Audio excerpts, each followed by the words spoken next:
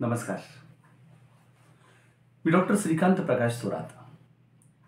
मागील काही दिवसापासून अनेक प्रकारचे प्रश्न मुलांच्या माध्यमातून आणि काही पालकांच्या माध्यमातून माझ्यापर्यंत येत होते.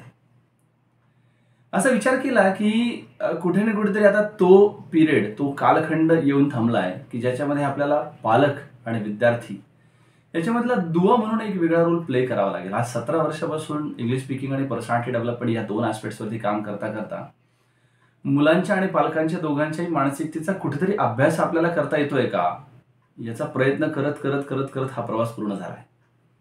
आणि आज कुठेतरी असं जाणवायला लागलं की येस, या दोघांमधला जर आपल्याला दुवा नाही होता आलं, जर आपण याच्यातला दुवा होण्याचा प्रयत्न नाही केला, तर कदाचित तिथून पुढच्या फेजमध्ये घराघरामध्ये होणारे शाब्दिक स्फोट हे प्रचंड प्रमाणामध्ये वाढणार आहे. इरिटेशन्स प्रचंड प्रमाणामध्ये वाढणार आहेत.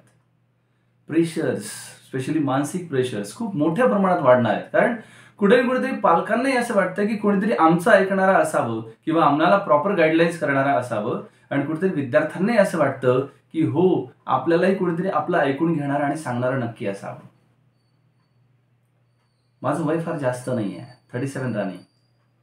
त्यामुळे पालकांना सांगण्या इतपत मी किती इलिजिबल आहे मला माहीत नाही आहे.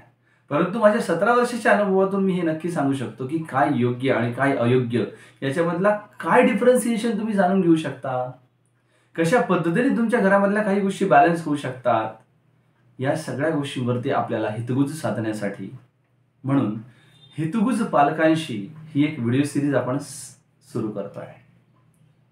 आतापर्यंत इंग्लिश स्पीकिंग आणि पर्सनॅलिटी संदर्भातल्या बऱ्याच सगळ्या व्हिडिओ सिरीज ऑलरेडी मार्केटमध्ये आता आपला योग घातलाय.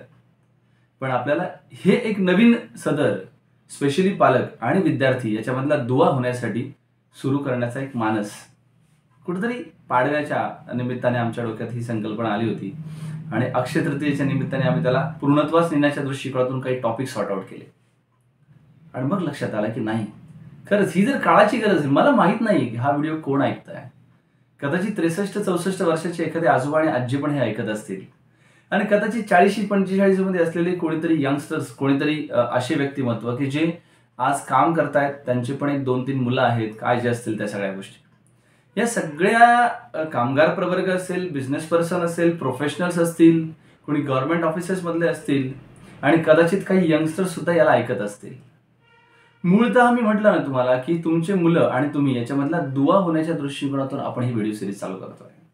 स्पेशली 8th स्टँडर्ड अबाव जे स्टुडंट्स आहेत ते हे खूप चांगल्या पद्धतीने याला समजू शकतील की मला नेमकं काय सांगायचं आहे. कारण मॅच्युरिटीची एक सर्टन लेवल त्यांनी गाठलेली असते म्हणून सांगतोय, बाकी काहीच नाही आहे.